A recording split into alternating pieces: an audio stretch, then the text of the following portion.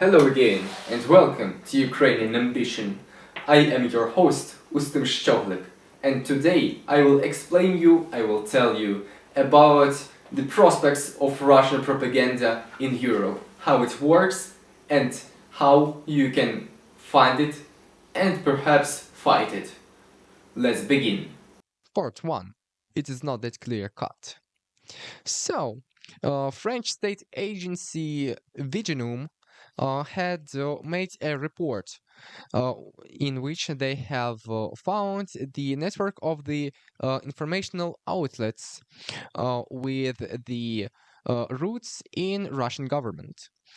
Uh, as you might have thought, the Russian government has paid a lot of money to the people that have created some fake news with some special effects, but no, there was pretty much nothing original in those news outlets, and those were just the rewritings of the existing news with Russian narratives inside that justify the war.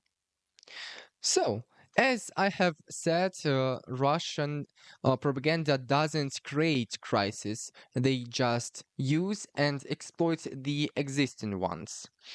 Russian propaganda machine wants you to doesn't want to believe them 100%. They just want you to think that there are many different thoughts about many different opinions about some fact about something that happens. They want you to doubt. They want you to believe that everything is not that clear cut, or as they say, не все так однозначно. By exploiting your beliefs in democracy and plurality of thoughts, they inject false narratives in the discourse. You definitely have to check the sources. And here is a little game for you. If you see that a message is complementary to the Russian state, try to find connections to Russia, and you will definitely find some. And here's also a life hack to you. If you see that some source is saying good things about Russia or saying very bad things about Europe or Ukraine, and you don't trust that source, run away. Run away as fast as you can. Part 2. Myth of the Great Russian Culture, also known as Dostoevsky phenomena. So, Lev Tolstoy, War and Peace. Every intellectual has this book in their library, but certainly almost none of them has ever read it, and definitely none of them understood it. In fact, it is about nothing. Just plain and simple. Just braggings of an old child molester. Uh, he loved to spend time with his underage nephew, as many old Russians like to do, about how great Russian Empire was, about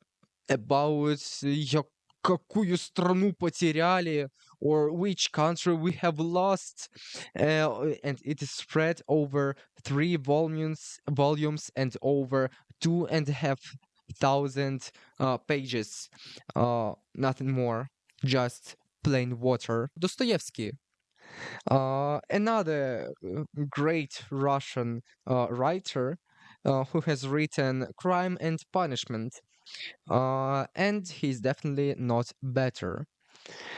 No doubt, his book is pretty entertaining. In the same way as it is interesting to watch how two pigeons fight over the last breadcrumb. But it is very far from the great culture. I will, once again, spell you the whole storyline. In the first chapter, the main character kills an old woman with an axe. Це важливо. And for the rest, 92% of the book, he is in his deep thoughts about was it good or was it bad that he has killed an old woman? Was it right or was it wrong? Uh, so, if you want to read about mentally unstable psychos, I don't know, to find another book because this will bore you by the second chapter. From the statements of Russian elites, Russian Minister of Foreign Affairs, Prime Minister, and even President, you might have an impression that Russia is no less than a dove of the peace. In the last month, they have continuously talked about the stalemate negotiations with Ukraine. But for unknown reasons, my country doesn't agree to them. Are we all warmongers? Let's find out. You may not realize it, but peace can also be used as a weapon of war, and Russians are masters in that. Firstly, just look at the situation in general. Russia attacked us, grabbed 20% of our territories, and then it is asking now for peace, for the war to stop, for stalemate to occur, and for Russians to have full control over the recently occupied territories, with no risk it to be fought back. Oh, it definitely sounds absurd to agree with. Secondly, there were peace negotiations before, just after the full-scale invasion has started. There were about 7 rounds of peace negotiations between Ukraine and Russia.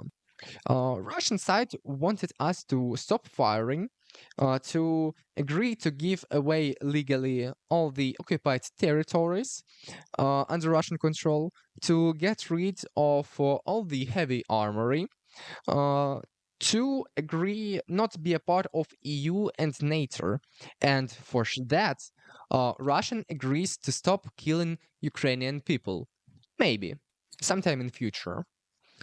That is not peace settlement.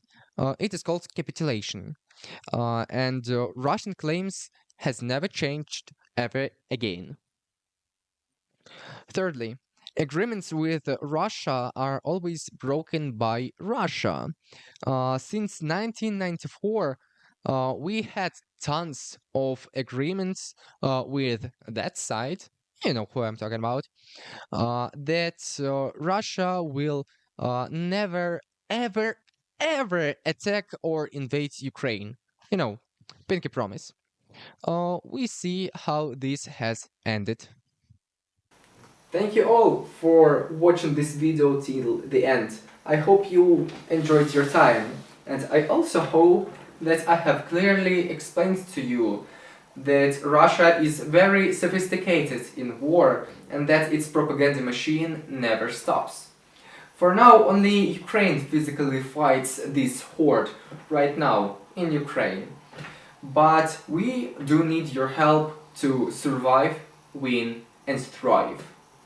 It is not plurality of thought, it is war.